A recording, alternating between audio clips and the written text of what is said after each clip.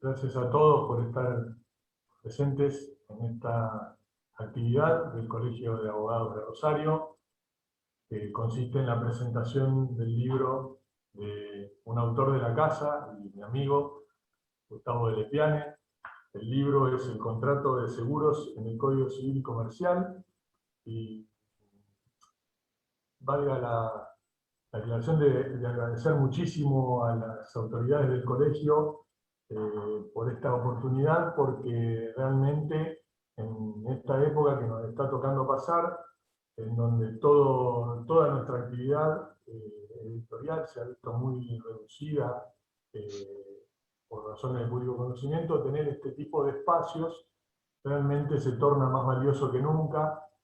Así que bueno, en la persona de Carlos Mejía, su presidente, y en nombre mío y de Gustavo, un agradecimiento muy grande para todos.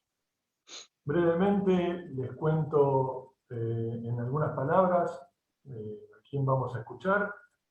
Gustavo es profesor superior universitario en la Universidad Católica Argentina, es mediador del Colegio de Abogados de Rosario, es obviamente abogado de la UNR, mandillero público también, y posgrado en negociación avanzada en UADE, entre otros atributos que tiene su currículum. Además, es docente adscrito en la Cátedra de Introducción al Derecho del Dr. Ciro Caldani en la Universidad Nacional de Rosario, y es docente adscrito de la Cátedra de Mediación y Método Alternativo de Resolución de Conflictos en la Universidad Católica Argentina.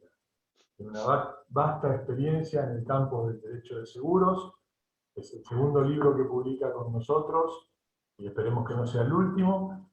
Y entonces, dichas estas breves palabras y con un gran saludo para Gustavo, los dejo en su compañía. Muchas gracias. Bueno, muchas gracias, José. José es el responsable de que exista este libro hoy en papel, porque yo jamás pensaba escribir un segundo libro de derecho en mi vida. Es decir, cuando él me contactó allá cuando me recibía a los 24 años, proponiéndome que escribiera algo sobre seguros, y yo tenía muchas ganas de escribir, porque ya hacía 5 años que trabajaba en seguros. Al intentar escribir mi primer libro, que fue Responsabilidad Civil del Asegurador, me di cuenta que escribir no era solamente sentarse a contar lo que a uno le pasaba o lo que uno investigaba, sino que implicaba mucho esfuerzo, mucho trabajo, mucha dedicación, mucho sacrificio, mucho decir no a otras cosas. Entonces dije, es el último libro que escribo.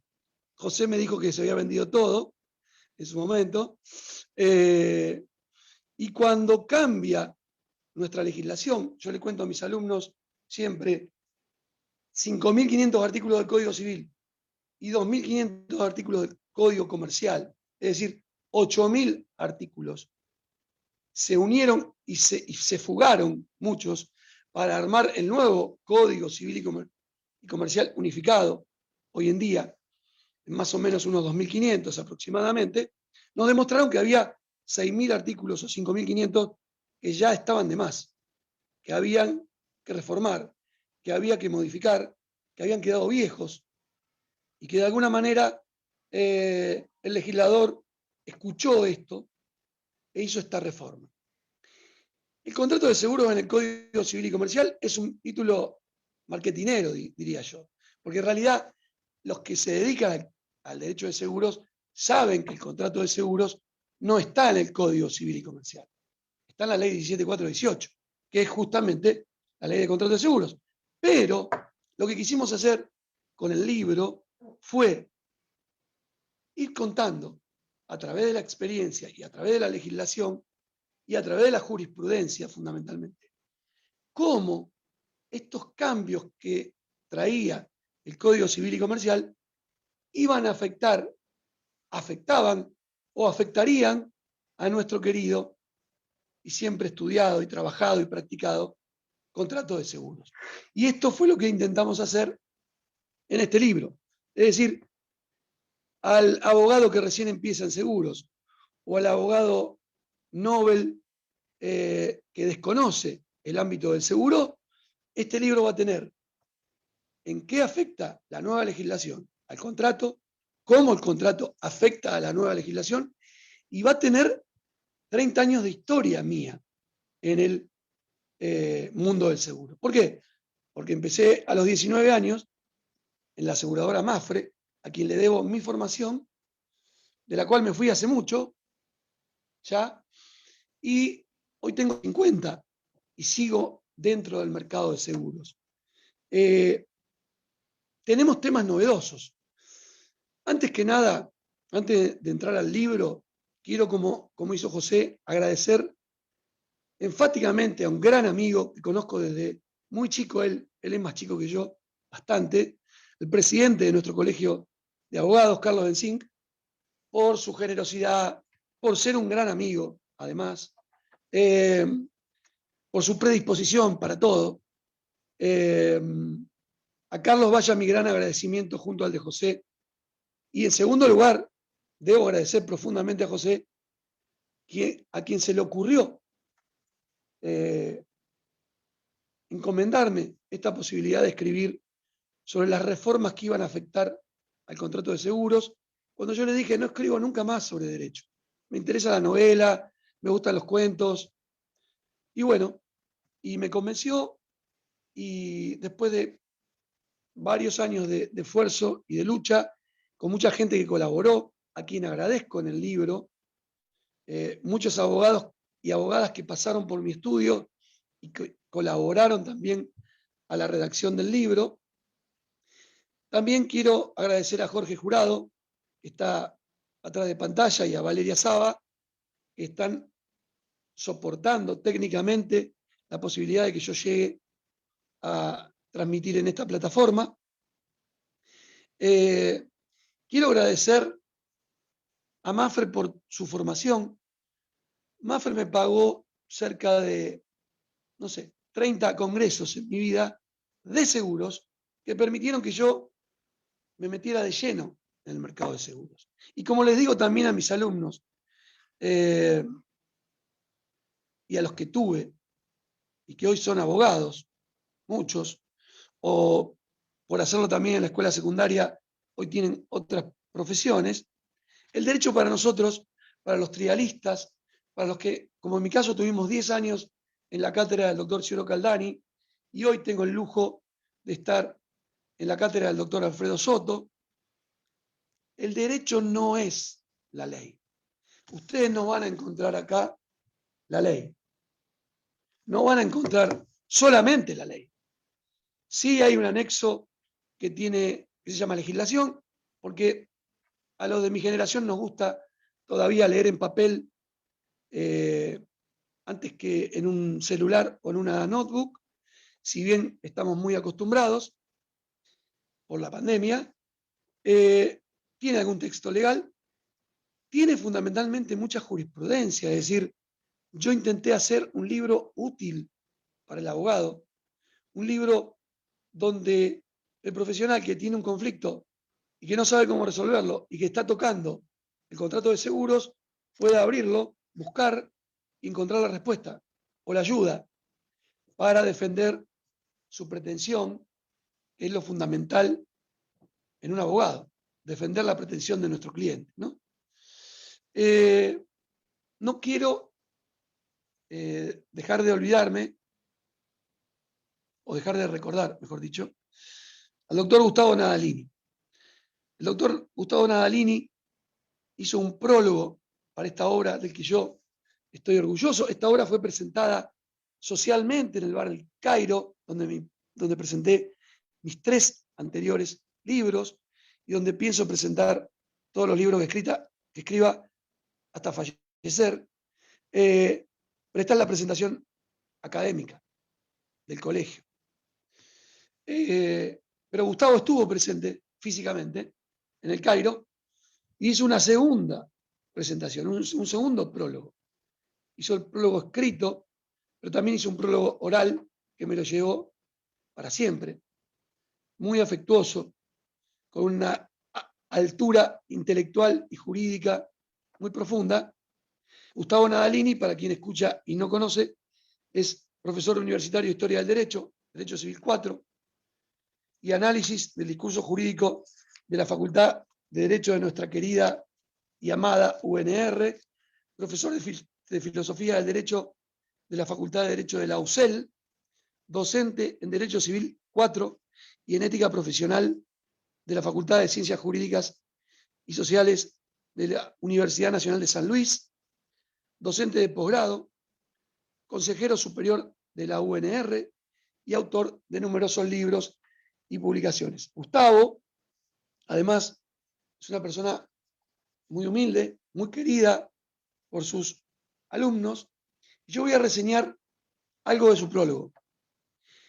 El Código Civil y Comercial impulsó la necesidad de volver a pensar instituciones. Y en este sentido, esto es lo que intenta hacer mi libro, volver a pensar instituciones. ¿Por qué? Porque la ley civil y comercial volvió a pensar instituciones y estableció reformas y cambió 200 años del reinado de otra legislación. Es un sistema que se autoexcluye de la suficiencia y se somete a una convivencia de fuentes.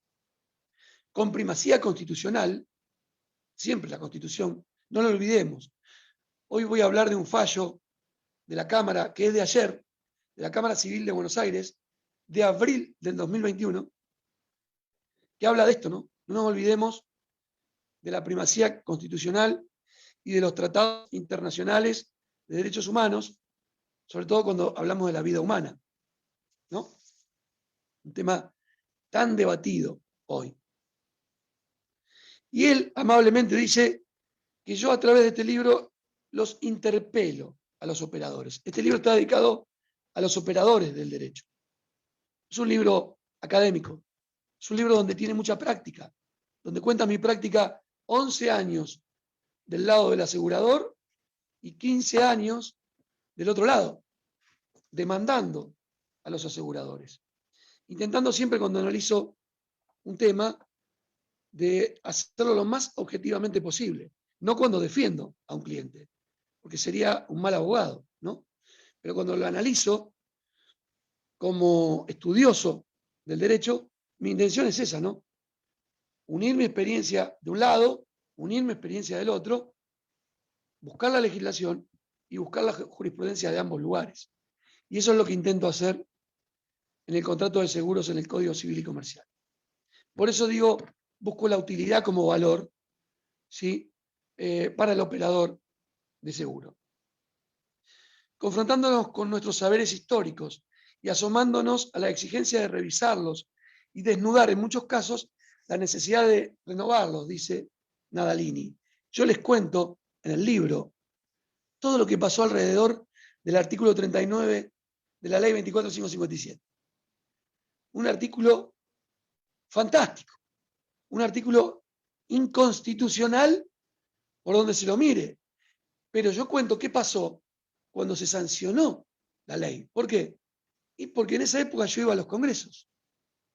Y todos los abogados nos decíamos, che, pero acá los abogados que redactaron esta ley eran ignorantes, no sabían, todos los congresos eran iguales en esa época.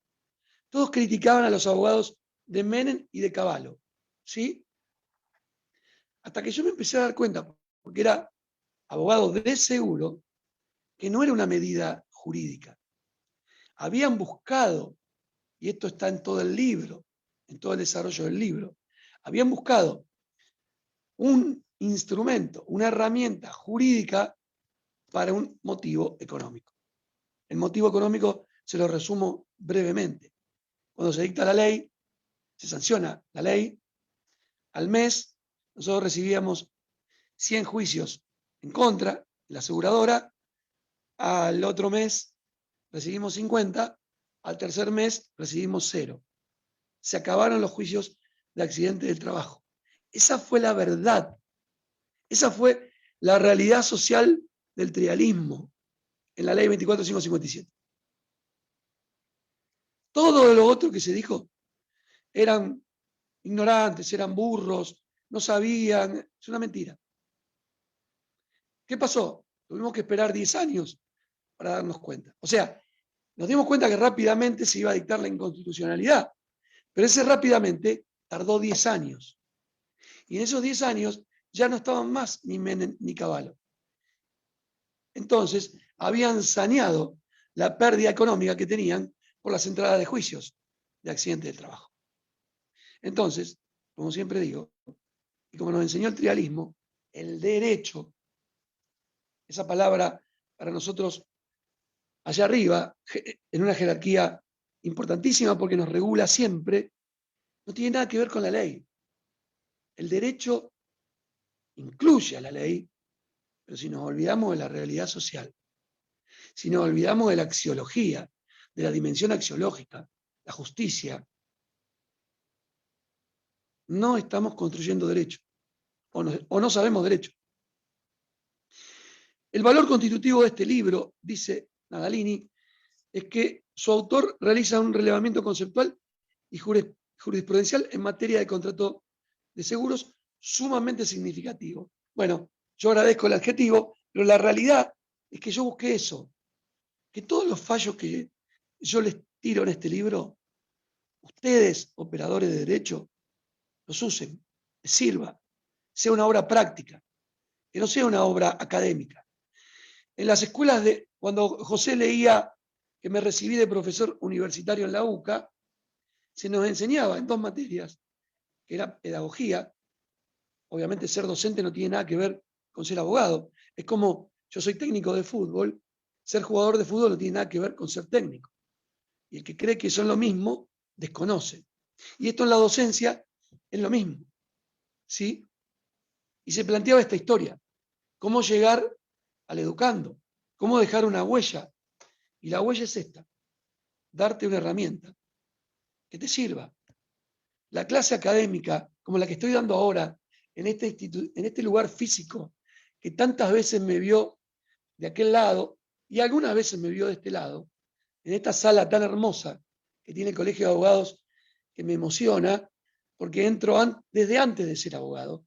A los 22 años ya venía a esta sala a escuchar a grandes abogados o a no tan grandes y a aprender de todos, de los grandes y los no tan grandes, que me encuentra solo por este COVID que estamos sufriendo, desgraciadamente,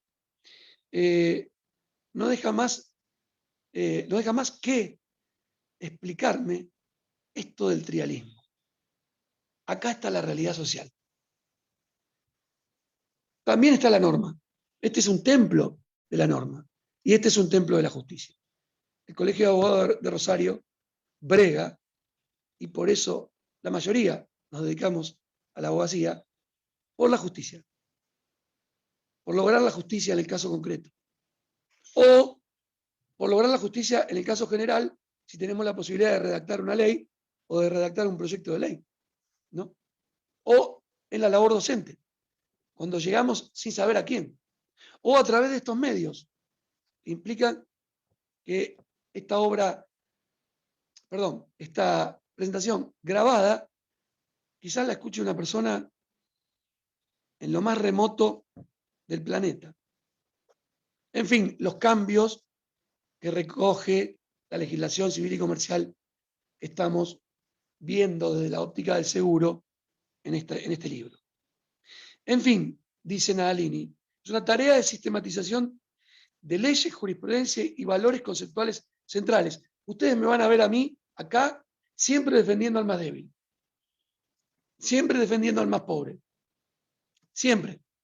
Y la legislación de seguros, en ese sentido, lo ha recogido exigiéndole al asegurador, por su carácter profesional, muchas más aptitudes y actitudes que al asegurado.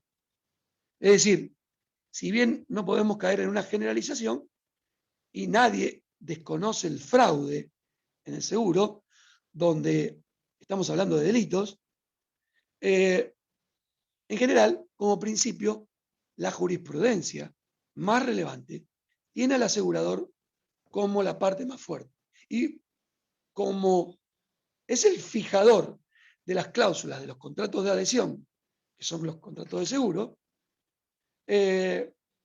también le permite, a través de la Ley de Defensa del Consumidor, poder contemplar las cláusulas oscuras, las cláusulas abusivas, las cláusulas que puede usar este más débil, el asegurado, para poder defenderse frente a este desequilibrio que aparece en el mundo asegurador.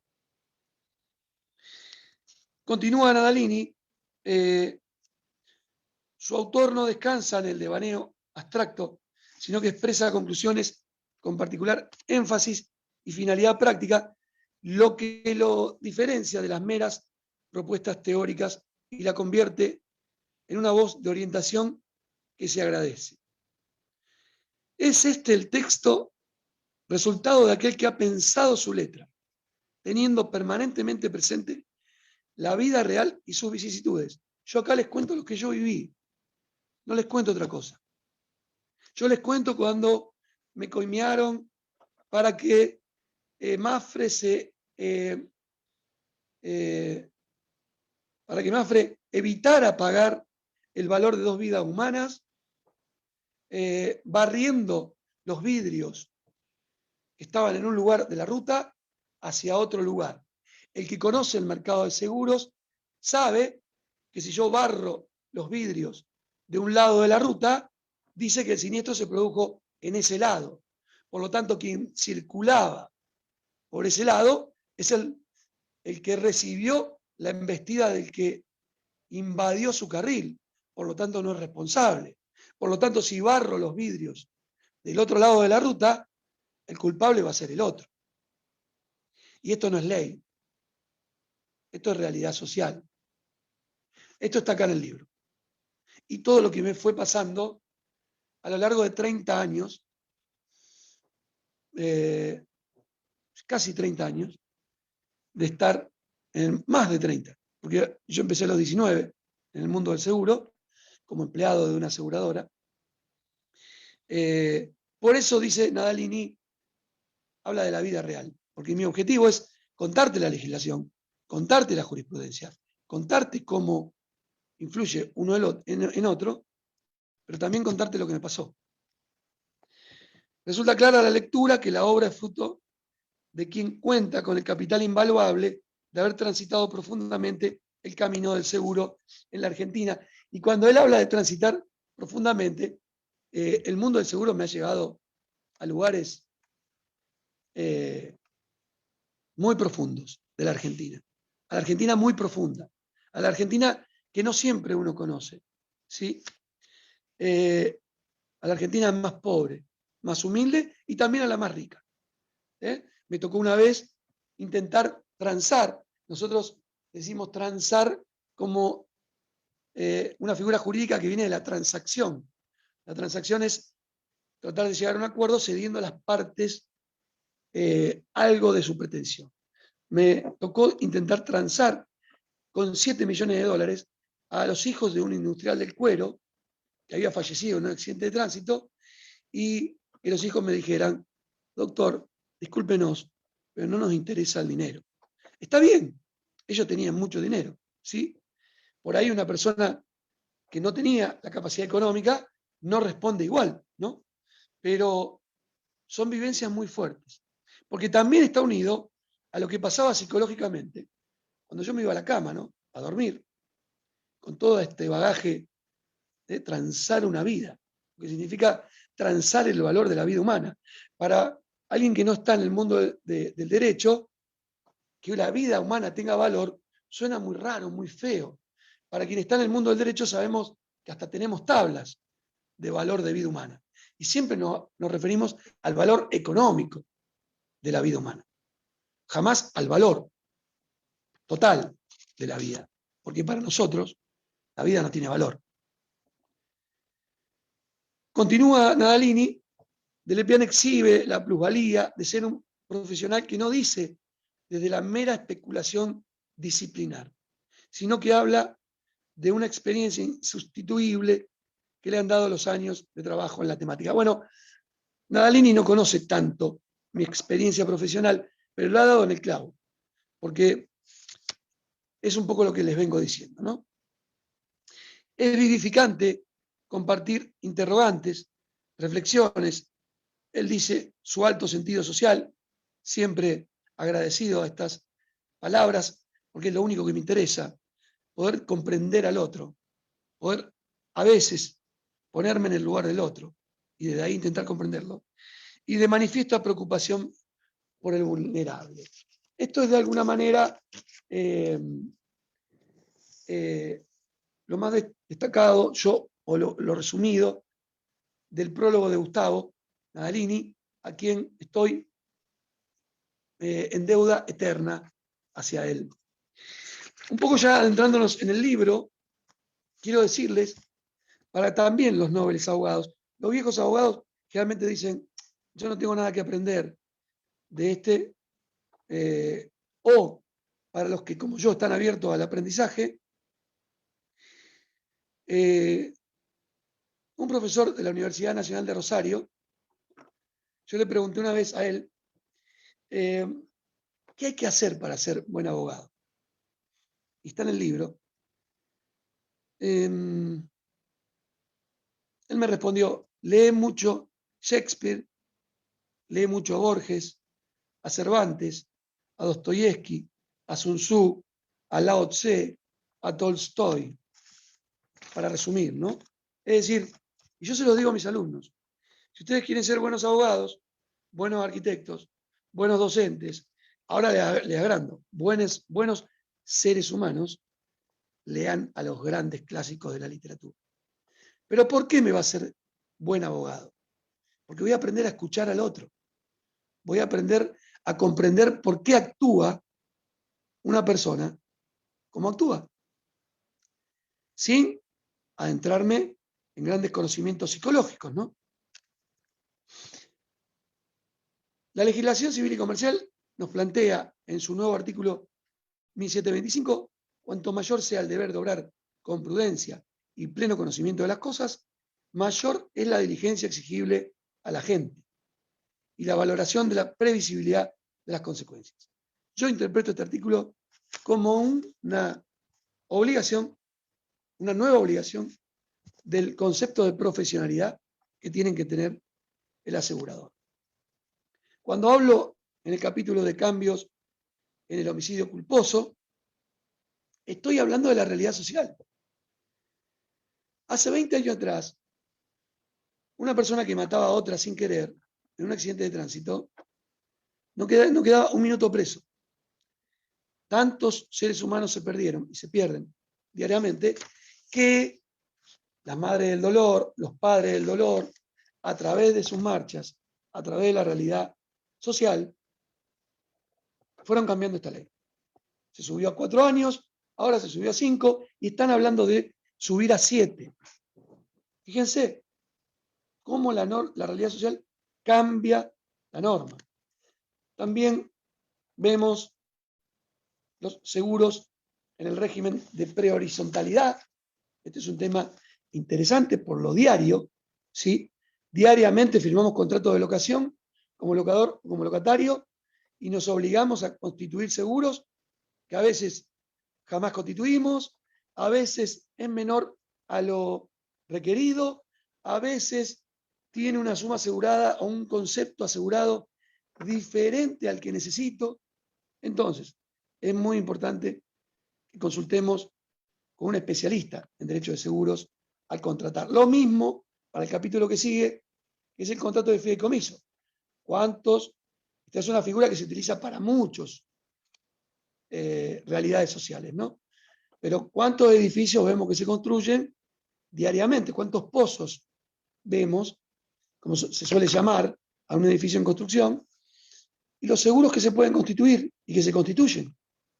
Tengo una clienta que se le cayó el departamento o un departamento de al lado en la cabeza mientras estaba cocinando, ¿no? Y la aseguradora dijo que no tiene nada que ver. Interesante, ¿no? Y la chica sigue sin ser indemnizada. Se le cayó un departamento arriba de su cabeza. Para eso estamos nosotros, ¿no? Para defender al más vulnerable. Y así nos encontramos con un tema en el que quiero detenerme. ¿Por qué? Y porque yo soy un defensor a ultranza, sobre todo soy bastante malo políticamente. Y obviamente este es un tema que confirma esto. Vamos a hablar del contrato de seguros en el régimen de la reproducción asistida. Es decir, si bien no es nuevo, la reproducción asistida está contemplada en la nueva legislación y hay posibilidad de asegurar. ¿Por qué? Porque cada vez que yo tenga en una realidad social la posibilidad del azar, que así es como nace el contrato de seguro, es decir, apostaban por si un barco llegaba o no a destino, allá por el 1500, y así nace el concepto del seguro. Si no hay azar, no hay seguro. ¿Sí? El azar estaba en que yo no sabía si el barco iba a llegar o no a destino en 1500. Y así nace una posibilidad de poner un dinero y de jugar con ese azar, de si iba a llegar, si llegaba me quedaba con el dinero y si no llegaba perdía el dinero. Así nace el contrato de seguro. Entonces, el régimen de reproducción asistida tiene un montón de conflictos. ¿Sí? Sobre todo, ¿qué pasa con los embriones no implantados? Bueno, más allá de que nosotros estamos por la defensa de la vida humana en todas sus formas, y más allá de que para nosotros y para la Constitución Nacional y para los tratados internacionales, la vida humana nace con la concepción, este fallo de la Sala G de la Cámara Civil de Buenos Aires, publicado ayer, estamos hablando de algo muy fresquito, dice textualmente: los embriones no implantados cuentan con la protección debida a todo ser humano. ¿Qué quiere decir esto? Se equipara a un ser humano. Un embrión no implantado para la Sala G de la Cámara Civil es un ser humano. ¿Por qué?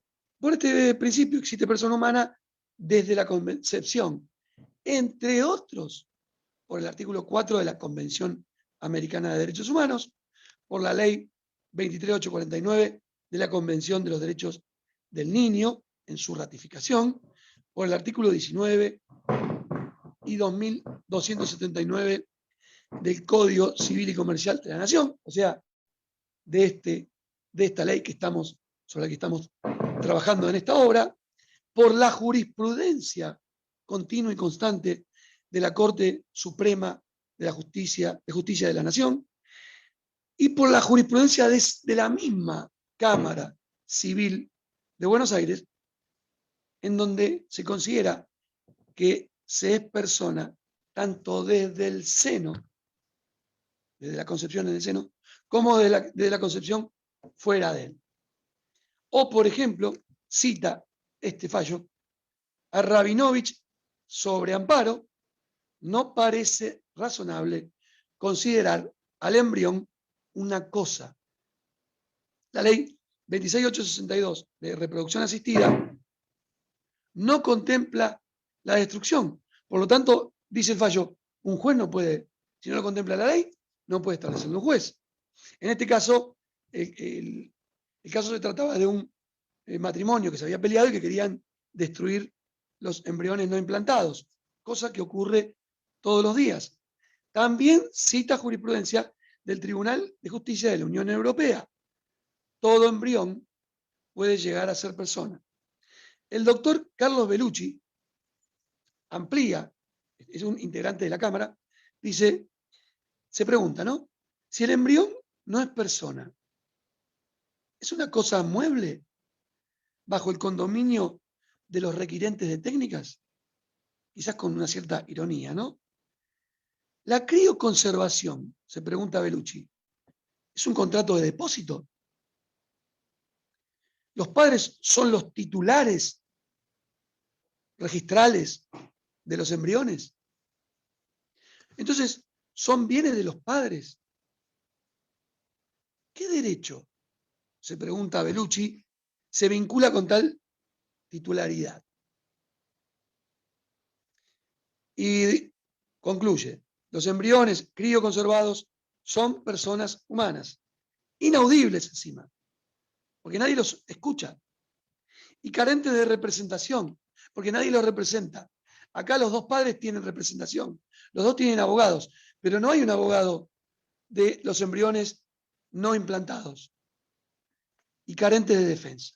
Por eso digo yo que el peor homicidio es asesinar al ser más débil. Debería ser, para mí, esto es una opinión personal, un homicidio calificado. Matar a una persona en el seno materno.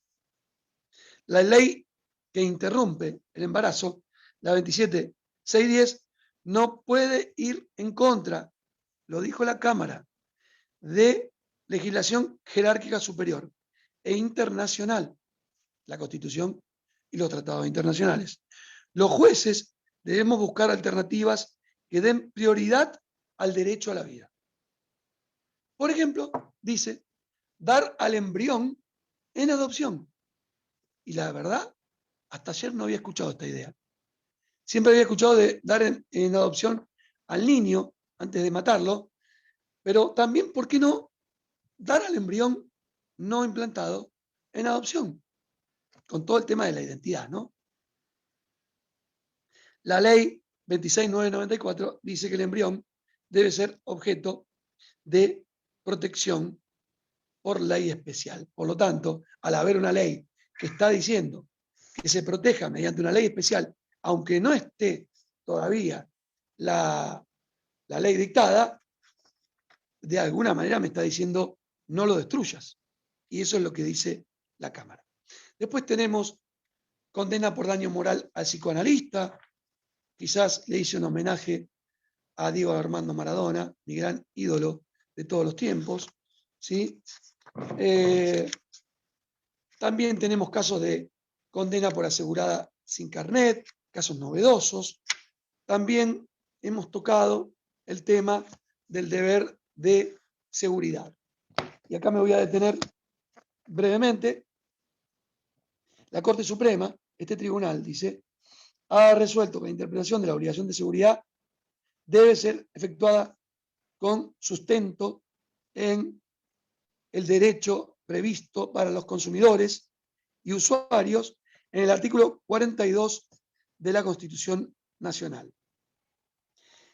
También expreso la incorporación del vocablo seguridad en la Carta Magna, es decir, subo su rango. Y nosotros usamos mucho el concepto de seguridad, deber de seguridad en materia aseguradora. Es una decisión valorativa que obliga al cuidado de lo más valioso.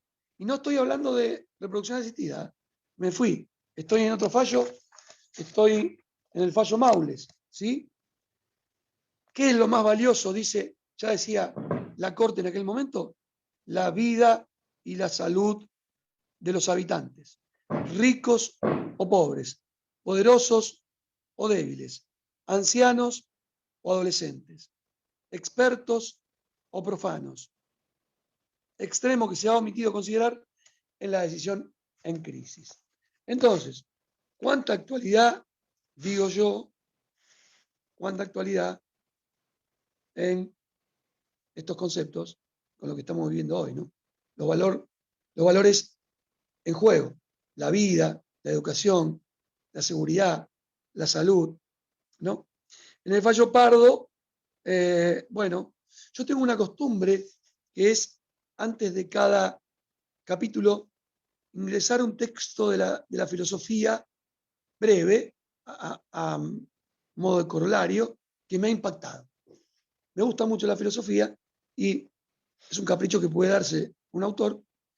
Antes de cada capítulo ingreso un tema para lo que más me fascina en el arte de la docencia.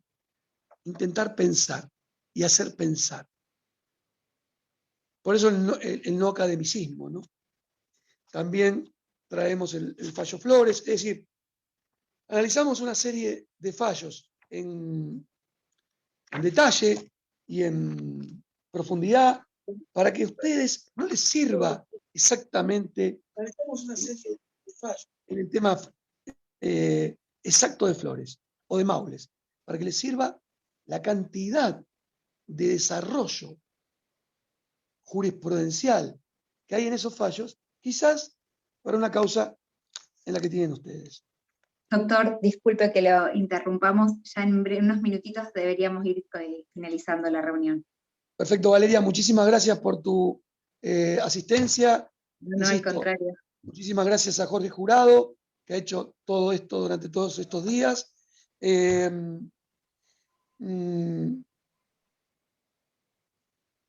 Me quiero despedir con un autor que es John Katzenbach, y con un texto, diría yo, filosófico, ¿no? ¿Existe alguien absolutamente fiable? ¿Hay alguna relación carente de peligro?